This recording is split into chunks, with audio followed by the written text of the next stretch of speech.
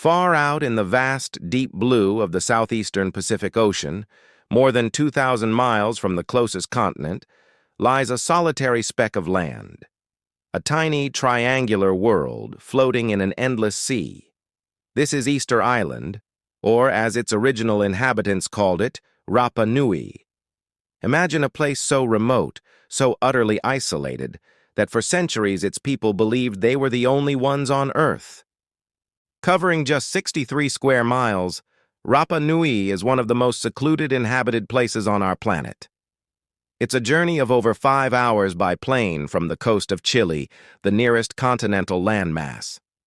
When you arrive, you feel it instantly, this profound sense of being at the edge of the world. But this isolation is precisely what makes Easter Island so captivating, because on this tiny volcanic island, a remarkable and mysterious civilization once flourished, leaving behind a legacy that has puzzled explorers, archaeologists, and historians for centuries. They left behind clues to their existence that are as monumental as they are enigmatic. I'm talking, of course, about the Moai. These colossal stone statues, with their long faces, heavy brows, and stoic expressions, are the silent guardians of the island. There are nearly 1,000 of them scattered across the landscape. Some stand in solemn rows on ceremonial platforms called ahu, gazing inland, while others lie toppled as if struck down in some forgotten conflict. Many more remain unfinished, half-carved from the rock of the Rano Raraku quarry, the very birthplace of the Moai. The questions they pose are endless and profound. Who were the people who carved these giants? How did they, with only primitive tools, manage to quarry and transport statues weighing up to 80 tons for miles across the island's rugged terrain? And most hauntingly, why did they do it? What compelled them to pour so much energy, resource, and faith into creating this army of stone ancestors? For a long time, the story of Rapa Nui was told as a cautionary tale, a story of ecological collapse and self-destruction. The theory went that the islanders, obsessed with statue building, cut down every last tree to transport their moai, leading to soil erosion, starvation, warfare, and the downfall of their own society. It was a powerful, dramatic narrative of a paradise lost through human folly, a lesson for all of humanity. But is that the whole story? Recent discoveries and a closer look at the evidence are beginning to paint a very different picture, a more complex, nuanced, and frankly more incredible story of human ingenuity, resilience, and survival against all odds. What if the collapse wasn't as sudden or complete as we thought? What if the Rapa Nui people were not just self-destructive, but brilliant engineers and resourceful survivors? The traditional story, for example, suggests they used massive log rollers to move the moai, which would have required a vast number of trees. But oral traditions passed down through generations of Rapa Nui people speak of something else entirely. They say the statues didn't need to be rolled. They say the moai walked. Walked? It sounds like the stuff of myth and legend. But what if this seemingly fantastical idea holds the key to unlocking one of the island's biggest secrets? Experimental archaeology has started to test this very theory. Teams have been trying to walk Moai replicas using nothing but ropes, manpower, and a deep understanding of physics. By rocking a statue from side to side, inching one corner forward and then the other, they've shown that it might just be possible. This method would have required far fewer trees, completely changing our understanding of the island's environmental history. And what about the islanders themselves? Where did they come from?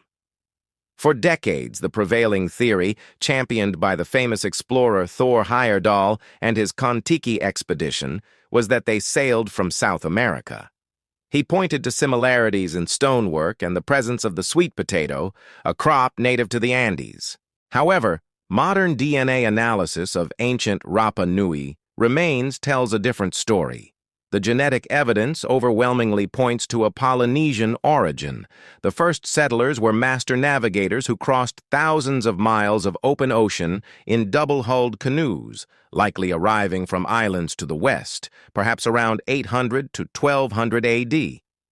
They brought with them their culture, their beliefs, and the skills needed to build a new life in this strange and isolated land. So, we have a society of Polynesian voyagers who built one of the most astonishing megalithic cultures in history. They developed a unique written language called Rongorongo, which remains undeciphered to this day. They managed their resources and population on a tiny island for centuries. The story of Easter Island is not just about statues or a supposed collapse. It's the story of 1,000 years of human endeavor. In this series, we're going to peel back the layers of myth and misconception surrounding Rapa Nui. We'll explore the Rano Raraku Quarry, where the stone giants were born. We'll visit the ceremonial villages of Orongo, perched on the edge of a breathtaking volcanic crater, where the strange Birdman cult emerged. We will talk to modern Rapa Nui people, the descendants of the statue carvers, to hear their stories and understand their perspective on their own history and future. This isn't just a journey into the past. It's an exploration of human creativity, our relationship with our environment, and the enduring power of culture. Hello, everyone, and welcome back to our journey through the mysteries of Easter Island. In our last episode, we marveled at the silent stone giants, the Moai that stand guard over this remote landscape. But today, we're going to peel back the layers of time and ask a more fundamental question. Who were the people who carved these incredible statues? Who were the first to call this isolated speck of land in the vast Pacific home? The story begins hundreds, possibly over 1,000 years ago. Imagine an ocean far more immense and uncharted than it is today. Now picture small, double-hulled canoes, packed with families, plants, animals, and hope, setting out from the shores of Polynesia. These weren't just sailors, they were the astronauts of their age, master navigators who could read the cosmos like a map. The stars were their compass, the ocean swells their guide, and the flight of birds a sign of land ahead. After a journey that could have lasted weeks, across thousands of kilometers of open water, they found it, a small volcanic island, lush with palm forests and teeming with seabirds. They called it Rapa Nui. Upon arrival, these pioneers, a small group of perhaps a few dozen people, faced the monumental task of building a new world. They brought with them taro, bananas, sugarcane, and chickens, the building blocks of their survival. They also brought their culture, their beliefs, and a social structure that would soon flourish in this new environment. For centuries, they lived in relative isolation, their society evolving in unique and extraordinary ways. The population grew, and a complex system of clans emerged, each competing and collaborating, each leaving their mark on the land. This brings us to the heart of their society, the Ahu and the Moai. The Ahu were the sacred stone platforms, the ceremonial centers of each clan, and upon these platforms they erected the Moai, the colossal stone statues we see today. These weren't just art, they were powerful symbols. Many believe they represent deified ancestors, powerful chiefs whose spirits, or mana, would continue to protect their descendants. Think of them as conduits between the physical and spiritual worlds, their gaze fixed inland, watching over their villages, their people, and their land. The creation of a single Moai was an immense undertaking, a testament to the ingenuity and organization of the Rapa Nui people. The process started at the quarry of Rano Raraku, a volcanic crater on the eastern side of the island. Here, master carvers used basalt tools called toki to painstakingly chip away at the volcanic tuff, carving the giant figures directly out of the rock face. You can still see hundreds of unfinished moai at the quarry today, frozen in various stages of creation. It's like an ancient open-air workshop, giving us an incredible snapshot of their process. They lie on their backs, features almost complete, waiting for a final push to free them from their stone womb.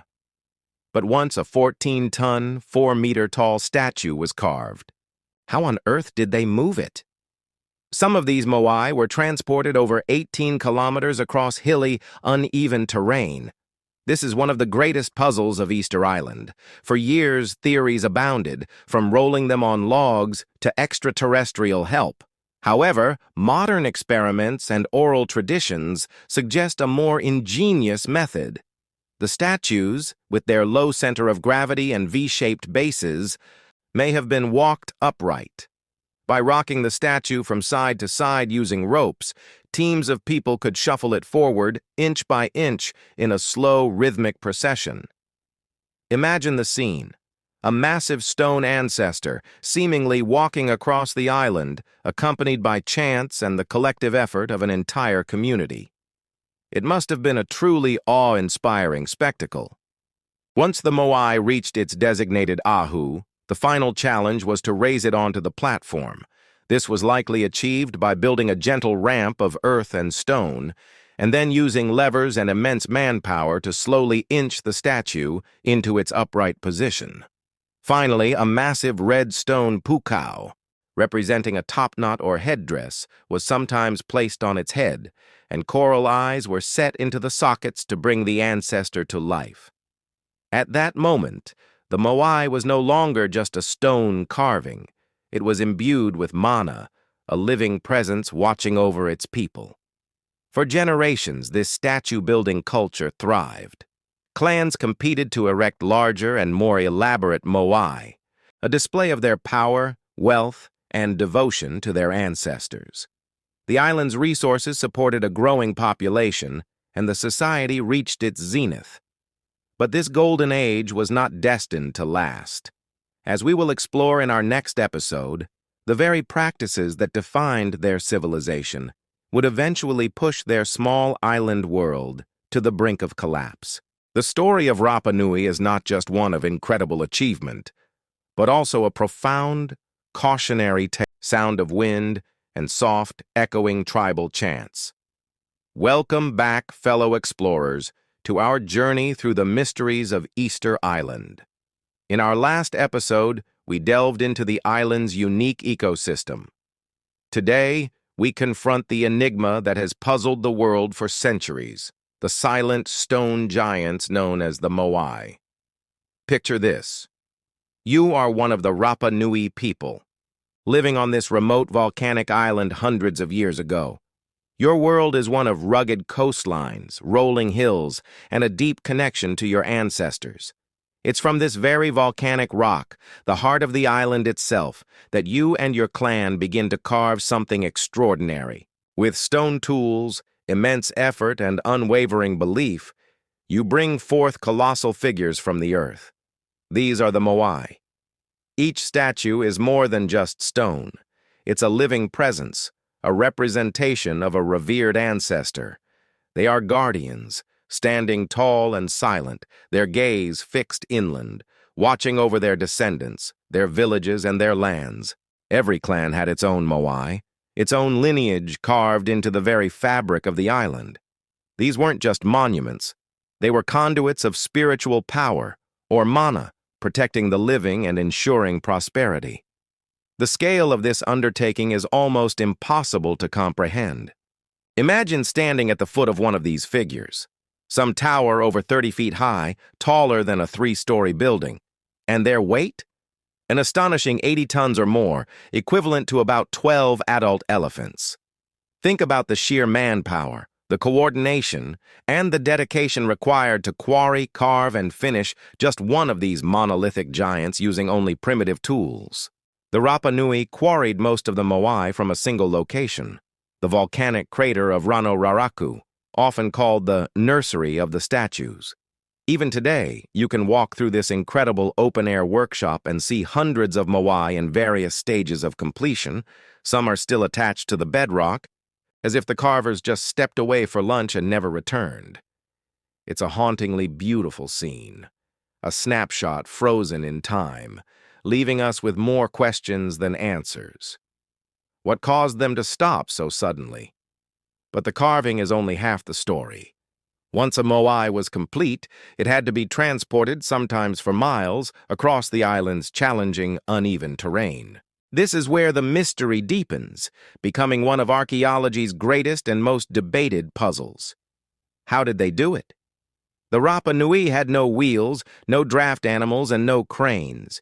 Yet they managed to move these multi-ton giants from the quarry to their final destinations atop ceremonial platforms called ahu. There are numerous theories, each as fascinating as the next. One popular idea, supported by modern experiments, is that the statues were walked upright, using ropes and a coordinated team of people rocking the statue from side to side. It could be shuffled forward, inch by painful inch, almost like a refrigerator being moved across a kitchen floor. Rapa Nui oral traditions themselves speak of the Moai walking to their platforms, powered by mana. Could this be a literal description of the technique they used? Imagine the spectacle: a giant stone ancestor, swaying and lurching across the landscape, seemingly moving on its own. Another theory suggests they were moved lying down, either on their backs or their fronts, using a system of log rollers. This would have been like building a temporary moving railway. While this seems plausible, it presents its own set of challenges.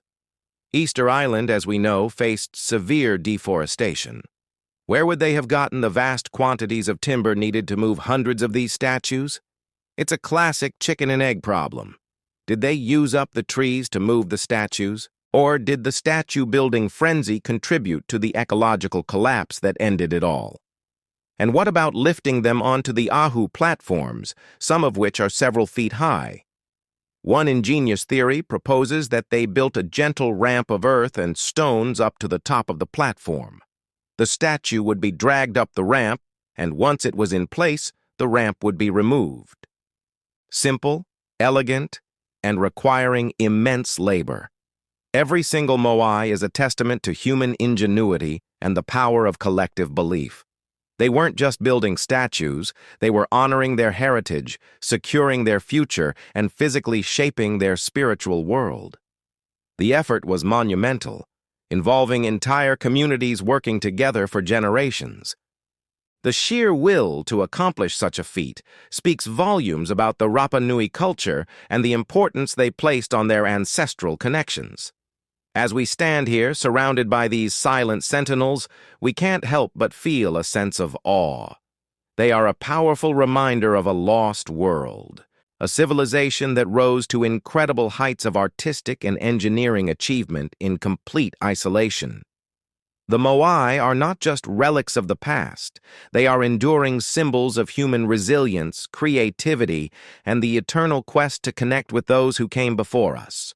Their secrets are still being unearthed, and the debate over their movement and purpose continues to fuel our imagination. What do you think? How did they move the Moai? Was it a feat of spiritual power, or a masterpiece of ancient engineering? Let me know your theories in the comments below. Thank you so much for joining me on this part of our exploration. If you're captivated by these ancient mysteries, make sure to hit that like button and subscribe so you don't miss our next episode, where we'll investigate the dramatic collapse of this incredible statue-building culture. Until then, keep exploring. Sound of distant thunder, waves crashing softly in the background. Hello and welcome back to our journey through the mysteries of Easter Island.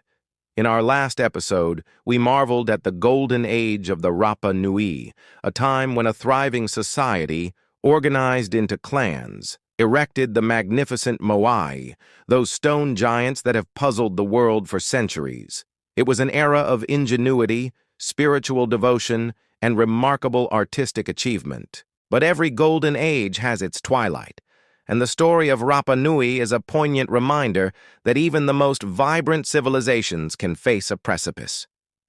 Imagine this paradise, once covered in lush palm forests, teeming with life. The trees provided everything: timber for canoes to fish the deep seas, fibers for rope, and logs to help transport the colossal Moai. The soil was fertile, yielding abundant crops of sweet potatoes, taro, and bananas.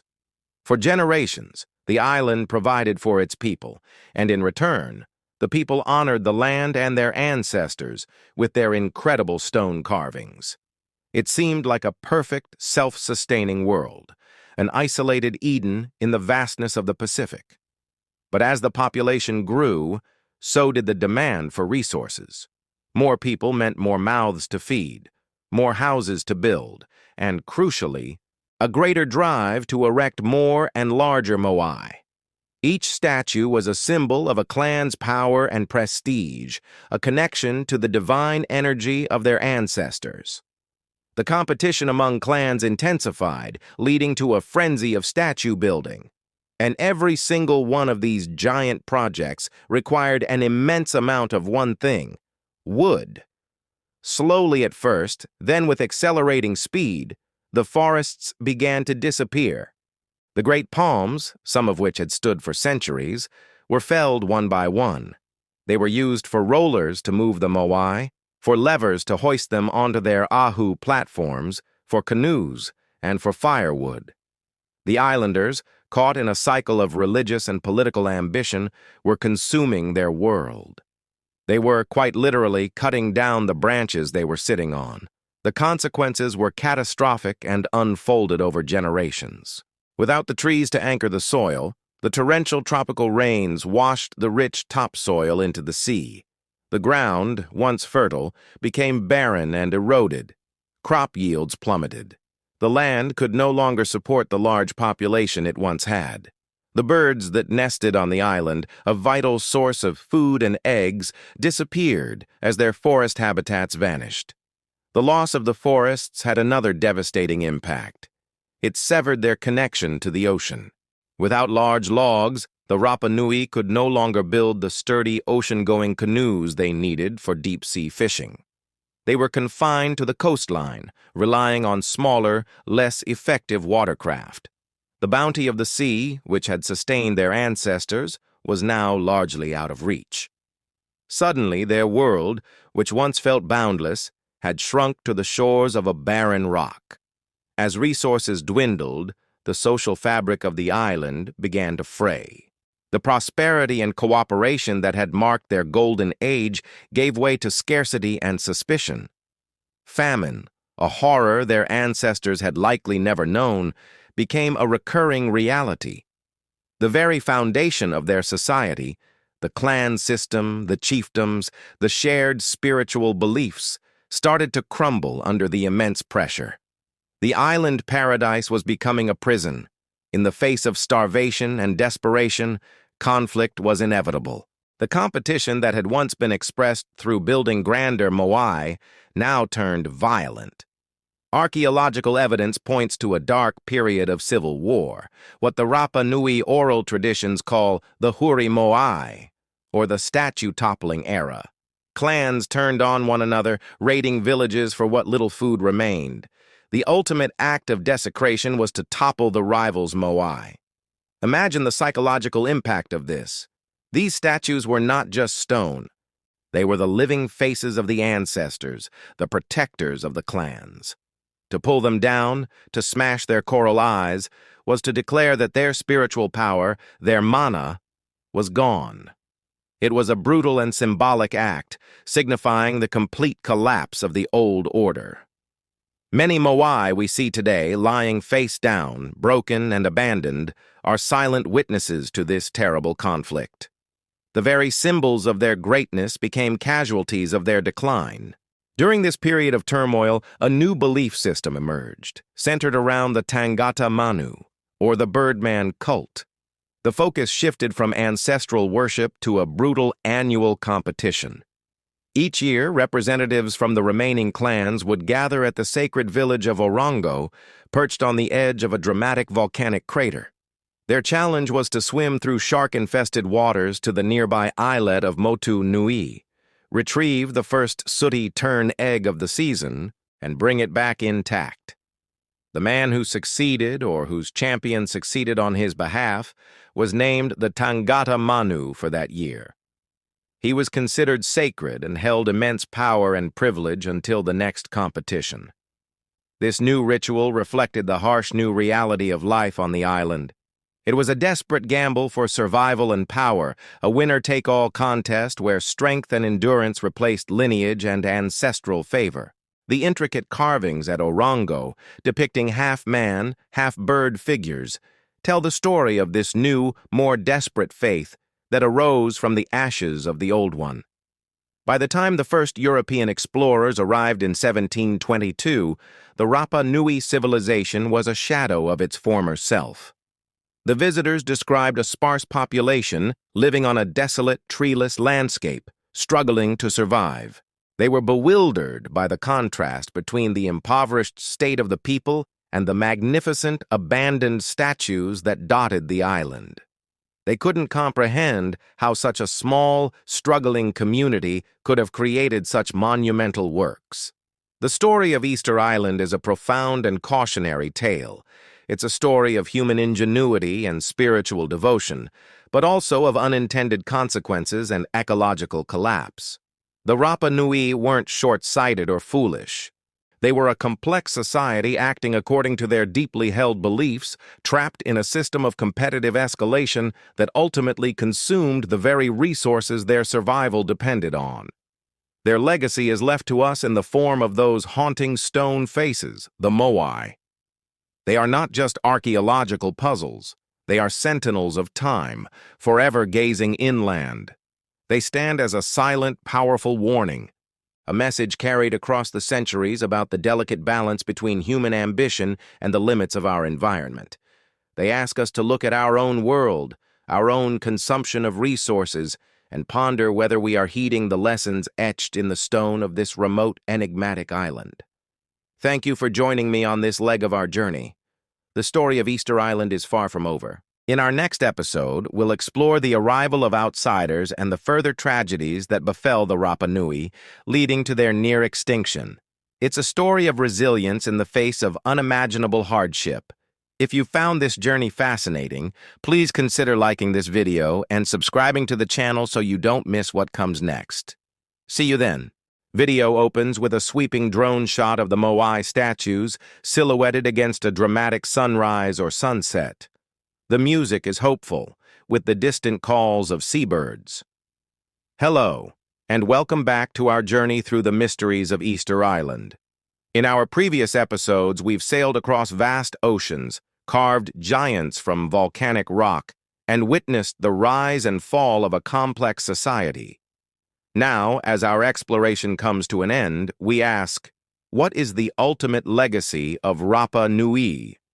What does this tiny, isolated island, with its silent stone sentinels, truly mean for us today? Join me as we uncover the final chapter of this incredible story, a story not just of the past, but of our shared future. Scene transitions to a view of the island's coastline, with waves crashing against the cliffs. After centuries of isolation, followed by devastating contact with the outside world, the Rapa Nui people faced the brink of extinction. Their population, once thousands strong, was reduced to a mere handful. The forests were gone, the old traditions fractured, and the Moai, the embodiment of their ancestral power, lay toppled and broken. It could have been the end. A tragic final note in the symphony of human history. But that's not what happened. The story of Easter Island isn't just a story of collapse, it's one of incredible, almost unbelievable, resilience. From the ashes of their old world, the Rapa Nui people began to build a new one. They survived, they endured, and in doing so, they transformed their island from a historical puzzle into a living beacon of hope. Show footage of the Rapa Nui people today, practicing traditional dance, carving new art, and engaging with tourists. The recovery began slowly. The surviving Rapa Nui held on to their language, their oral histories, and their deep spiritual connection to the land. They began to piece their culture back together, not as a museum relic, but as a living, breathing identity. A key moment came with the establishment of the Rapa Nui National Park in 1935, which protected the archaeological treasures and recognized the island's unique heritage. Then a new kind of visitor began to arrive, not exploiters or missionaries, but archaeologists, scientists, and travelers, drawn by the island's magnetic pull. People like William Malloy and Thor Heyerdahl brought global attention to the Moai, and with local Rapa Nui collaboration, they began the painstaking process of raising the fallen giants once more. Show historical footage or photos of the first Moai being re-erected, with Rapa Nui people working alongside archaeologists. Imagine the scene at Ahu Akivi in the 1960s. For the first time in generations, a Moai was lifted from the earth and placed back on its platform, its stone eyes once again gazing toward the horizon. This wasn't just an archaeological feat. It was a profound act of cultural reclamation. It symbolized the Rapa Nui people standing up again, reclaiming their history and their pride. Each restored Ahu, each re-erected Moai, became a powerful statement. We are still here. Our ancestors are still with us. Today, Easter Island stands as a powerful, multifaceted symbol. For many, it's a stark ecological parable, often called a microcosm of the planet. The story of deforestation and resource depletion on a small island serves as a powerful warning for a world grappling with climate change and environmental degradation. The lesson is clear and chilling. A society, no matter how clever or advanced, cannot survive if it consumes the very environment that sustains it. It's a reminder of the fragile, intricate balance between human ambition and the limits of nature. But to see Easter Island only as a story of failure is to miss its most important message. Because Easter Island is also a monument to human creativity and ingenuity. Think about it. A small group of people using only stone tools and sheer determination organized themselves to quarry, transport, and erect these colossal statues. They developed a complex social structure, a unique writing system, and a rich spiritual life, all in complete isolation. The Moai are not symbols of folly. They are testaments to what we, as a species, are capable of achieving when we work together towards a common vision. They are monuments to faith, community, and extraordinary artistic and engineering skill. Show close-ups of the intricate details on a Moai, then a wide shot of the Rano Raraku quarry, emphasizing the scale of the work. And perhaps most importantly, in our modern world, Easter Island has become a symbol of cultural survival and resilience. The Rapa Nui people have navigated the immense challenges of globalization, finding a way to share their home with the world while fiercely protecting their identity. They have revived their traditions, from the Tapati festival that explodes with energy and pride each year to the renewed interest in the Rongorongo script. They are not passive custodians of a dead past. They are active creators of a vibrant future. Their story teaches us that culture is not static. It can be wounded, it can be broken, but it can also heal and be reborn, stronger and more precious than before. They show us that even after the deepest loss, a community can find the strength to rise, to remember, and to build again. Drone shot flying over the island, showing the green, rolling hills, the volcanic craters, and the coastline dotted with Moai. So, as we stand here, metaphorically on the shores of Rapa Nui, what final whispers do we hear on the wind? We hear a cautionary tale about our responsibility to our planet. We hear a celebration of human potential and the unquenchable thirst to create something lasting, something greater than ourselves. And we hear the triumphant song of a people who refuse to disappear. Easter Island is not a history lesson carved in stone. It's a living conversation. It asks us profound questions about our own societies. How do we manage our resources? What monuments are we building for the future? What will be our legacy? Are we honoring our ancestors while ensuring a sustainable world for our descendants? The Moai still stand, their silent watch over the Pacific unbroken. For centuries, they watched for canoes on the horizon. Today, they watch us. They are the witnesses to a great human drama, a story of triumph, tragedy, and rebirth. They remind us that our own story is still being written, and that the choices we make today will determine which legacy we leave behind. They are not just waiting for the return of those who first gave them life. They are waiting for us to understand their message. The story of Easter Island is, in the end, the story of all of us. A story of our connection to the earth, to our past, and to each other. And it's a story that continues, carried forward by the enduring spirit of the Rapa Nui. Thank you so much for joining me on this incredible journey to the navel of the world. I hope this series has inspired you and given you a new appreciation for this magical place. If you enjoyed this exploration, please consider liking this video, subscribing to the channel, and hitting that notification bell so you don't miss our next adventure. We'd love to hear your thoughts in the comments below. Until next time, keep exploring.